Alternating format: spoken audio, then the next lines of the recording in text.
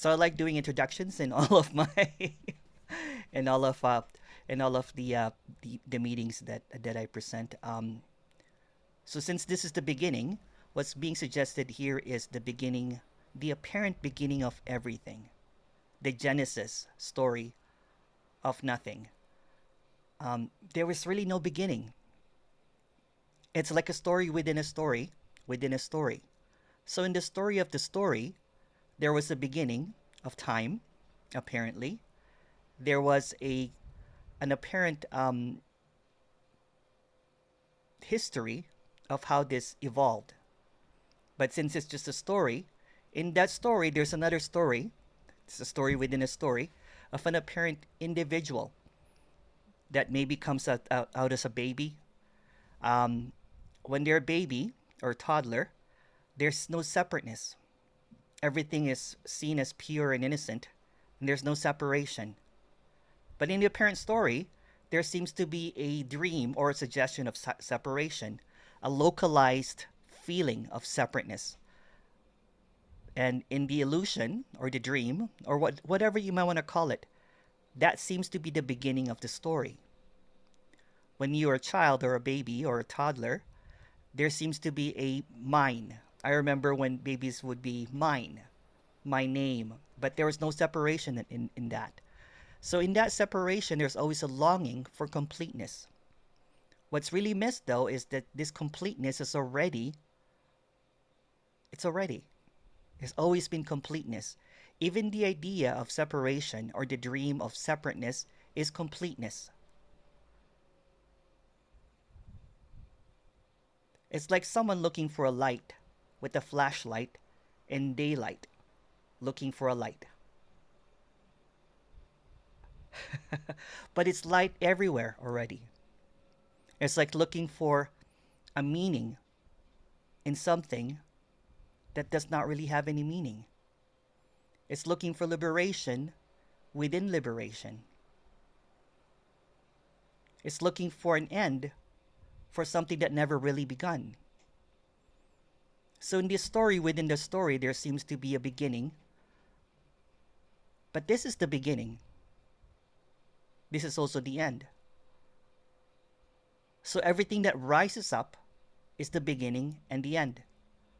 What's being suggested here is this is timelessness, and there seems to be an idea of separation, and it's going to happen now. There's going to be an idea of separation of time, of how did I get here? Where do I get to? What will I achieve? Will I attain anything in this? So every time that idea of separation arises, it's the beginning of separation, but it's also the ending of separation. So the beginning and the ending of separation arises at the same time. The beginning of liberation is seeing that there's no beginning. The ending of separation is seeing that there's no separation. And I know that this word has been used so many times, so many times. This is it. If you understand this is it, this is it. If you don't understand this is it, this is also it. I'll repeat.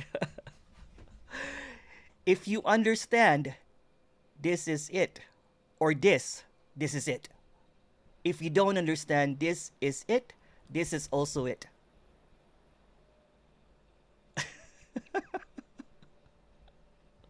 So there's no beginning, there's no end to understanding. There's no end, there's no beginning. This is it. See, if you understand it, hooray. If you don't understand it, hooray also. Because nothing changes this. The beginning of the idea of that there's something other than this is also the ending of something other than this.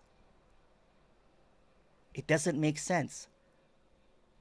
The truth will not set you free because there's no truth. All efforts in trying to get here or this is a trap. Seeking and not seeking is a bondage. The mystery can't solve its own mystery because the mystery can only operate in mysteries. It can't get out of the mystery. I'll change it to the illusion. The illusion can't solve it, can't get out of the illusion because it only operates in illusion. So in this fictional genesis of everything, all of these ideas, all of these thoughts about what this is it.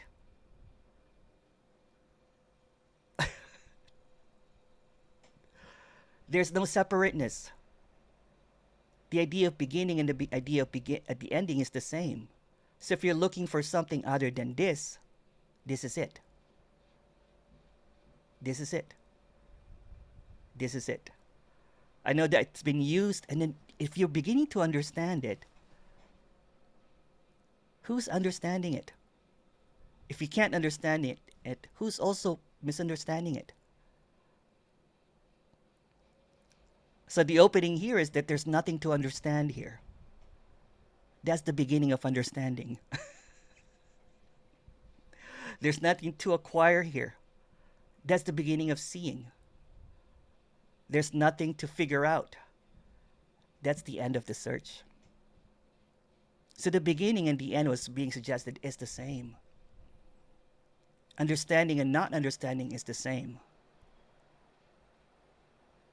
Efforts or no efforts are the same. Seeking and not seeking is exactly the same. Again, looking for something, you know what? Everyone's looking for love and light. This is not about love and light. This is not a kumbaya 4-day event. This is not about integration or union. This is seeing that everything is nothing and nothing is everything. And everything that you've ever looked for is already appearing as everything. So there's this idea of what reality is. There's this model of reality, maybe 7.5 billion versions of reality. There's no such thing as reality. That's just another idea. So if you're looking for the answer in coming to this, everything is the answer. Everything is the answer. It's not hidden at all. It appears in everything. Everything is the answer. If you're looking for light, this is already light. As I said earlier, looking for light with a flashlight in the middle of daytime is what seems to be happening all the time. It's kind of like, where is it? Where's the light? I bought this extra powerful light. I paid for this really expensive flashlight, and I can't seem to find the light. Again, if you understand this, this is it. If you don't understand this, this is also it. If you have any questions, please raise your hand or just unmute yourself. And if you want to have a longer conversation, as I said, I'm not going to release the entirety of these meetings. I'm just probably going to release the introduction to it, so that people can have that intimacy or that expression or that questioning. And the reason that I do that is so that you can spend a little bit longer in time. You know, I love doing one-on-ones, and it's just a joy talking about nothing. I don't know why. I tell my parents when they ask me what I do, and I'm like, I talk about nothing and I laugh about nothing all day.